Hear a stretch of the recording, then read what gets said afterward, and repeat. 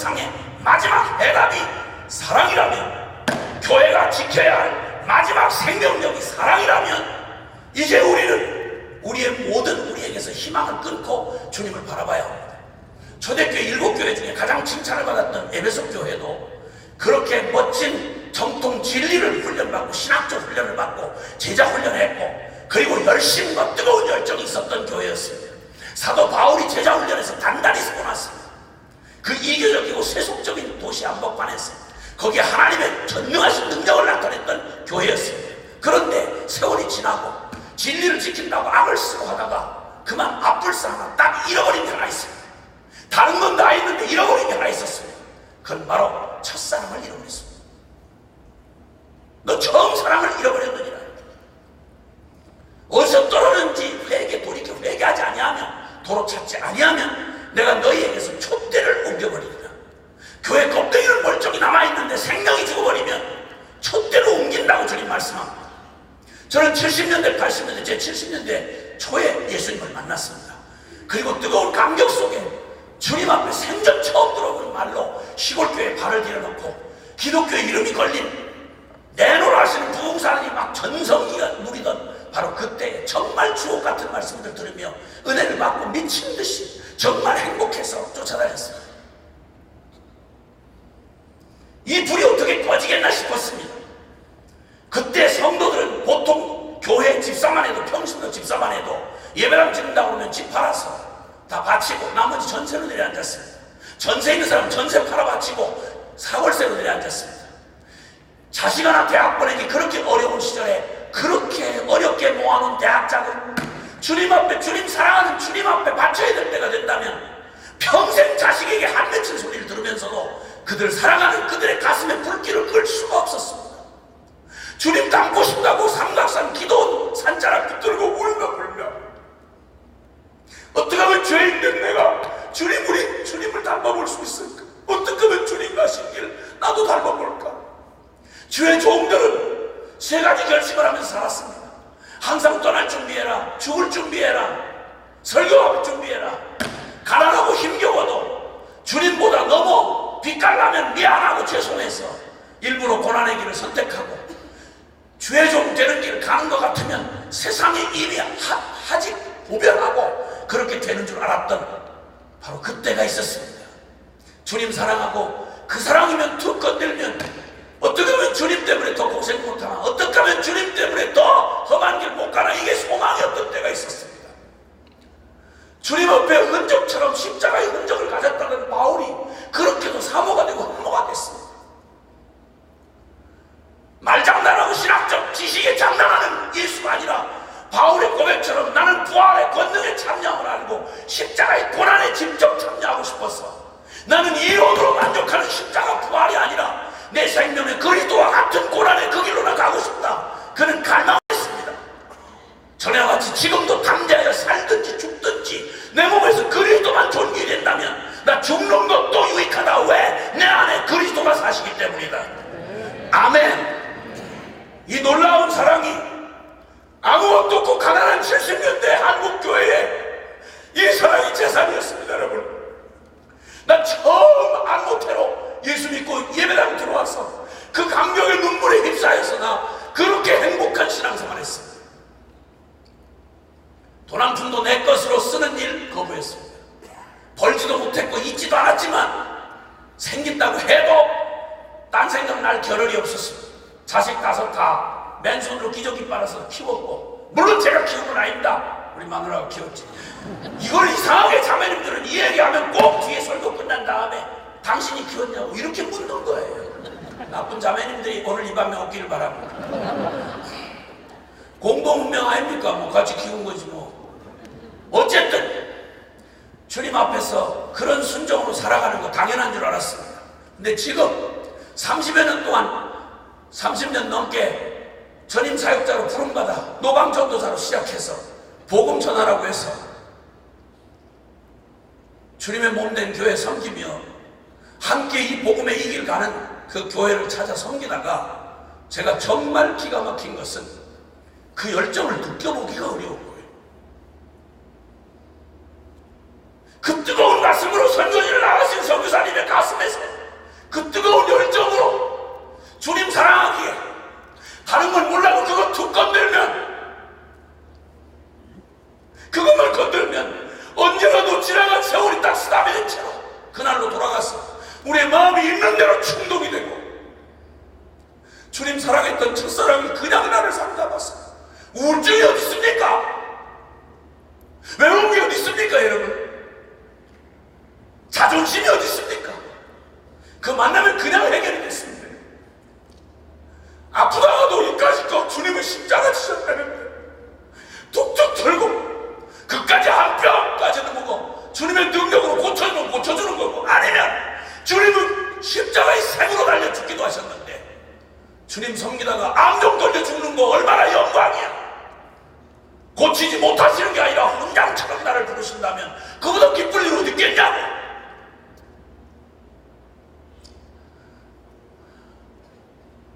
그런데 다른 건 있어요. 그때는 없었던 거.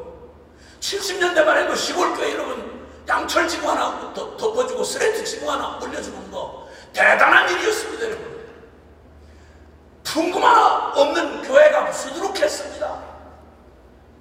천하의 역사에 이런 민족이 이런 경험해본 적이, 이렇게 부유했던 적이 언제 있습니까? 그때는 없었던 모든 걸 다 가지고 있는데, 그런데 딱 한 가지 잘 안 보이는 게 있습니다. 눈을 씻고 봐도 잘 안 보이는 게 있습니다. 그 오락옥하는 목사님은 2007년 평양, 1700년 평양 어게인 1907이라고 그 부흥이 다시 절박하게 필요한 때라고 전교단적으로 상암 월드컵 경기장에서 모여가지고 교계의 대표로 그가 설교를 했을 때 가슴에 가슴을 치며 회개하면서 부르짖은 말이 있습니다.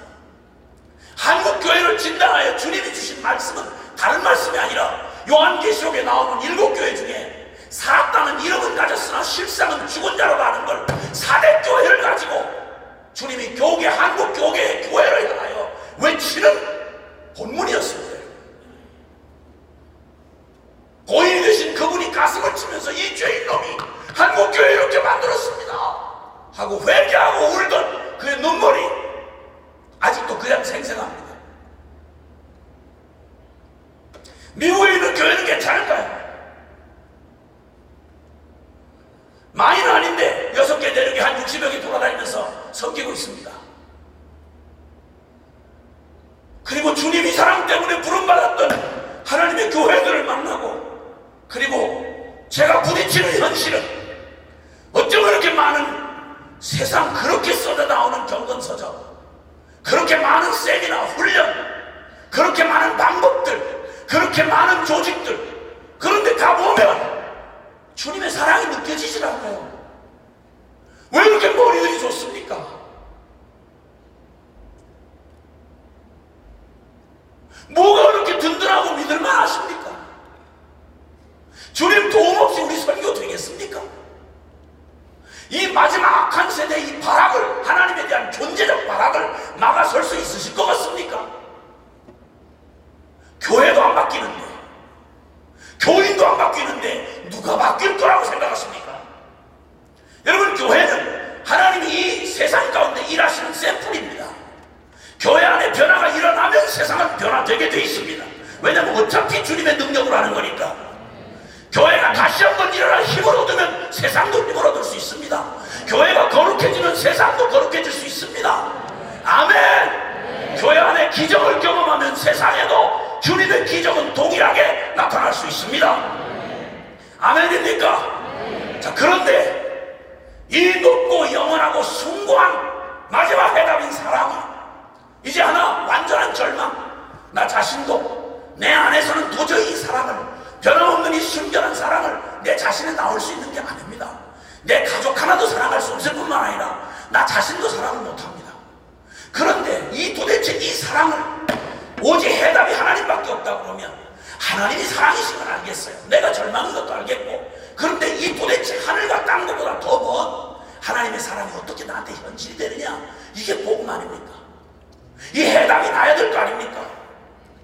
이 주님의 높고 영원하고 숭고한 사랑이 어떻게 현실되며 내 것이 된단 말입니까? 어떻게 요한일서 3장 16절에 그 부담스러운 불가능한 말씀이 교회에게 주신 주님의 새 계명이라고 주님 말씀합니다. 내가 너희에게 십자가에서 생명을 내준 것과 똑같은 그 농도와 그 사랑으로 너희가 이 세상을 향하여 내가 준 그 사랑으로 이 세상을 사랑하라고 말씀합니다. 도대체 이게 우리에게 나올 일입니까? 이게 교단에서 나올 일입니까? 이게 신학 서적에서 나올 말입니까? 이건 정령 살아계신 하나님의 능력 아니고는, 하나님의 친히 하시는 사랑 아니고는 이 일은 불가능한 얘기인 것입니다. 둘 중에 하나입니다. 순종할 수 있는 길을 찾든지 아니면 우리는 이 복음하고 상관없든지 둘 중에 하나입니다. 그런데 놀라웠게도 주님이 이 놀라운 사랑이 우리의 현실이 되고 내 것이 되는 그 비밀이 바로 예수 사랑, 십자가 사랑인 것입니다. 할렐루야. 나 같은 인간을 존재적인 절망 가운데 태어났어 영원히 죄에 치여 살다가 영원히 심판받아 지옥의 불 가운데 떨어질 수밖에 없는 나 같은 죄인을 거룩하신 하나님이 어떻게 사랑하고 그 하나님이 어떻게 우리와 함께 있단 말입니까? 천만 가지의 모든 이론을 다 갖다 붙여도 이건 불가능합니다. 천하에 이루어진 모든 기적을 다 합친데도 이건 불가능합니다. 거룩한 하나님이 어떻게 존재적인 죄인인 나한테 함께 영원히 임마누엘 하실 수 있냐 말이에요. 이건 오직 하나님에게만 해답이 있는데, 그러기에 성경은 가장 불가능한 이 일을 우리에게 가능케 한 십자가의 도를 비밀이라고 말했습니다. 아멘. 할렐루야. 이 십자가의 도의 비밀을 깨달은 바울은 이렇게 외칩니다.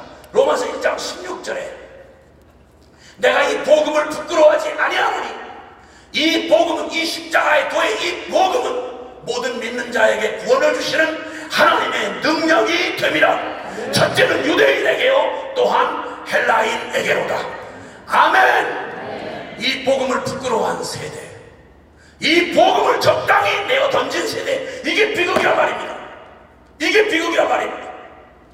저는 제가 다니면서 깨닫는 한 가지, 다른 어떤 것도 원래부터 그렇지 않을 거라고 말한 적이 없습니다.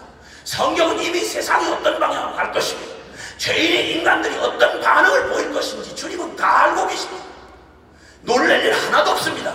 근데 한 가지, 주님께서 유일하게 하나님이 우리의 본성적으로 주목하지 않을 이 십자가의 도의 비밀, 이것은 하나님의 지혜며 하나님의 능력입니다. 근데 문제는 교회의 생명이고 본질인 이 십자가의 복음이 그 어느 때보다 감춰져 있고 그 어느 때보다 무시당하고 있다는 사실이 저의 가슴을 아프게 했습니다. 너무도 당연한 얘기 같이 이 오만한, 이 세상에 충만한 오만한 죄인의 지성에 주눅이 들어서 십자가를 부끄러워 슬쩍 뒤로 숨겼습니다.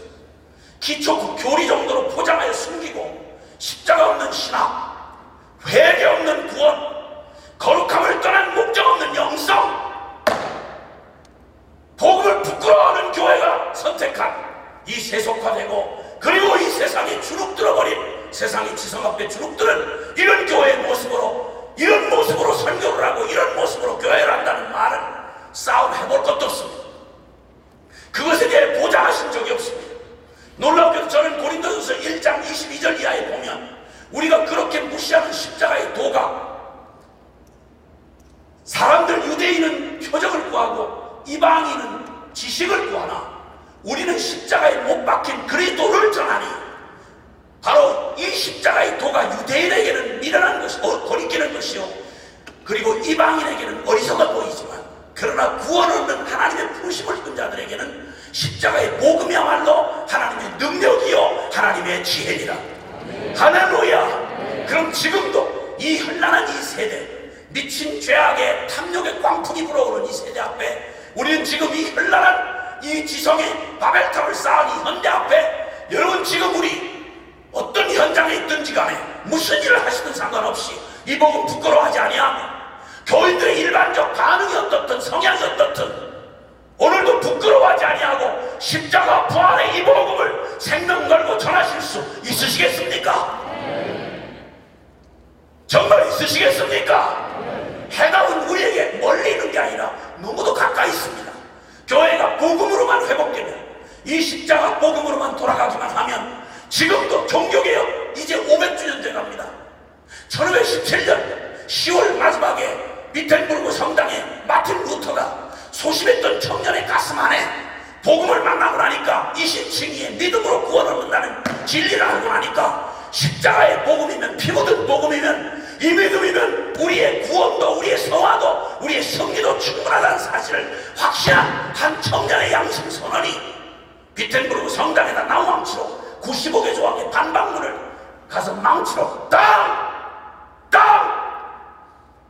박을 때 그 일이 무슨 일이 일어날지 아무도 몰랐습니다. 그게 종교 개혁의 신호탄이 되었습니다. 목숨 걸고 수천만 명이 이 십자가의 이 복음에 오직 성경으로, 오직 은혜로, 오직 믿음으로, 오직 예수 그리스도, 오직 하나님께 영광, 이 너무도 지극당연한 복음의 가장 기초적이고 원초적인 십자가 복음의 이 진리를 외치다가 수천만 개신교인이 죽임을 당했습니다. 이 복음의 진리에 목숨을 걸었던 중세 개혁교회는 세상을 뒤집어 놓고 역사의 흐름을 바꿔놓았습니다. 세월이 지났습니다.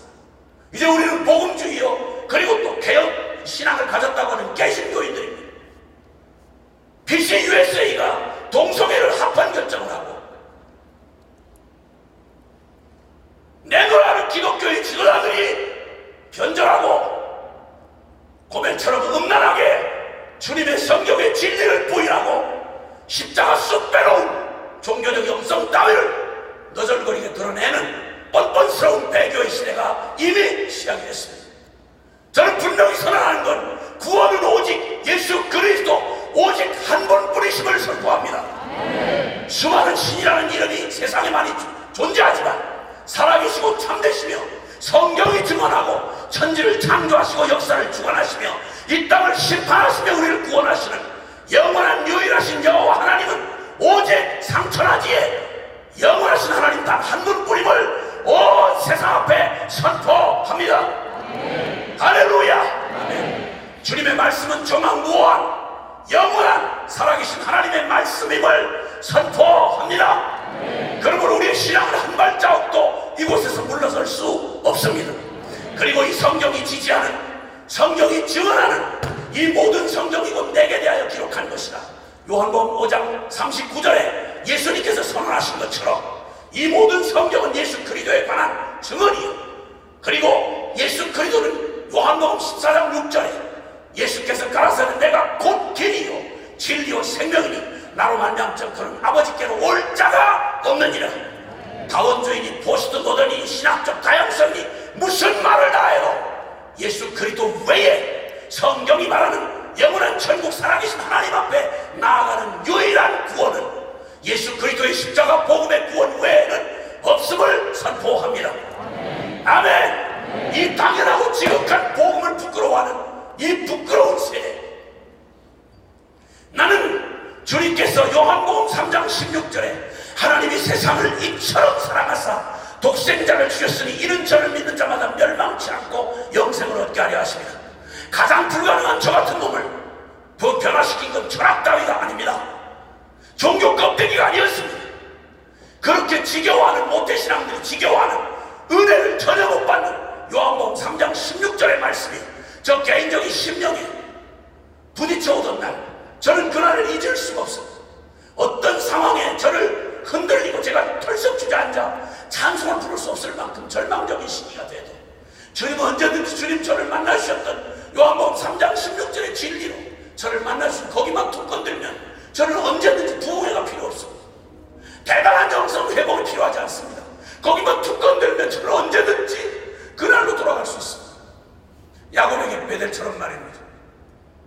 더는 일어날 힘도 없고 더는 내가 실망스러워이 고개를 들 수가 없을 때에도 주님의 이 십자가 사랑이 내 영혼 안에 부딪혀오면 누구도, 어떤 누구도 회복할 수 없는 주님의 그 사랑과 그 능력이 저를 충분히 회복시켜주고 지금까지 그렇게 살아왔습니다. 저는 망한 술집 아들입니다. 제가 술집을 경영했다는 게 아니고 우리 아버지가 술집을 했습니다. 고급 술집이었습니다. 날마다 욕지거리가 난무하고 사람들이 인간성, 겉을 멀쩡히 꾸미고 살다가 밤만 되면 딸 같은 계집아이들 끼고 뒤무는 이런 고관 대작들이 드나드는 성공한 술집 주인 아들이었습니다. 보고 배운 게 날마다 술, 음란, 노름, 그래서 세상의 놀자팔이 인간 유격 냄새가 풀풀 풍기는 그런 배경이 살아났다가 아버지를 중학교 2학년 때 잃고 저는 주민등록 없이 사는 사람들 뒷골목으로 내던져졌어. 인생 밑바닥에서 목숨 하나 유지한다는 게 그렇게 지긋지긋할 줄 몰랐어. 세상이 너무 두려워 맞이할 용기가 없었을 때 그때 주님 앞에서 철저하게 누구도 돌아보지 않고 나도 나를 포기한 자학증에 시달리는 불쌍한 놈, 저 쓰레기 같은 죄인인 나를 잊지 않고 기억하시는 한 분이 있었습니다. 그분은 내가 지금 생명보다 사랑하는 나의 주님이십니다. 그 주님이 저를 처음 찾아오시던 날 요한복음 3장 16절 스토리가 이해가 되고 그게 개인적인 의미로 다가오던 날 내가 너를 사랑한다. 요한복음 3장 16절이 개인적인 의미로 내가 주어진 건 신학적 논설이 아니었습니다. 천하의 문장으로도 못 들어봤던 그 말을 천하를 천지를 창조한 조물주란 신이 나 같은 실패한 놈을 사랑하다 미쳐서 내가 너를 사랑한다 라는 고백으로 들려졌고, 두 번째는 너는 재수없이 태어난 망한 술집이 아니고 술집 아들이 아니고 난 내가 너를 위해서 내 아들을 내어줄 만큼 너는 소중한 놈이다. 이 사실이 제 개인적인 의미로 받아지던 날 저를 완전히 설명이 필요 없이 누가 한 일인지 저는 그날 몰랐지만 성령께서 그렇게 하신 걸 이제는 압니다. 그리고 뒤집어서 훌렁 뒤집어져 가지고 그날로부터 누가 저한테 무슨 말을 해도 저를 다른 데서 다른 일을 못하게 해도 내가 만난 예수님 따라가는 일을 어떤 이유로든지 막으면 저는 만약 다리가 없어지면 나는 엎어져도 방향을 예수님 쪽으로 엎어져 죽을 놈입니다. 나는 교회를 떠나서는 존재할 수가 없는 사람이 됐습니다. 그날로부터 지금까지 40여 년 세월 동안 가장 무력하고 가장 의지가 막약해서 자살도 성공 못한 불쌍한 자학지에 시달리던 놈이 본성을 거스려서 주님 만나서 그냥 사랑하는 거 이밖에 없습니다. 네가 날 사랑하냐고 물으면 저는 대답할 말 아무것도 없고 설명이 필요 없습니다. 너 어려우냐? 힘드냐? 낙심했니? 물을 필요 없습니다. 우울증이냐? 뭐 이런 얘기, 호사스러운 얘기입니다. 주님이 나한테 네가 날 사랑하니라고 물으십니다. 그 사랑을 물으시는 주님이 나를 이처럼 사랑하사 독생자를 주신 주님이십니다. 그 주님 그 사랑만 부딪혀오면 언제든지 툭툭 털고 일어날 수 있었습니다. 무소유로 산다고 말한 지 40여 년 동안 저 지금도 내일이면 돌아갈 제 집이 제 개인적인 일 사골집 방 한 칸 없습니다. 자식 5이 낳았지만 다 선교사를 바쳤기 때문에 저와 똑같습니다. 고향이 우리 한국이 고향이 아닙니다. 다 흩어져 있는 데가 고향이지. 지도를 펼쳐놓고 나면 저는 제일 먼저 시선이 가는 데가 제 자식놈 가 있는 나라입니다.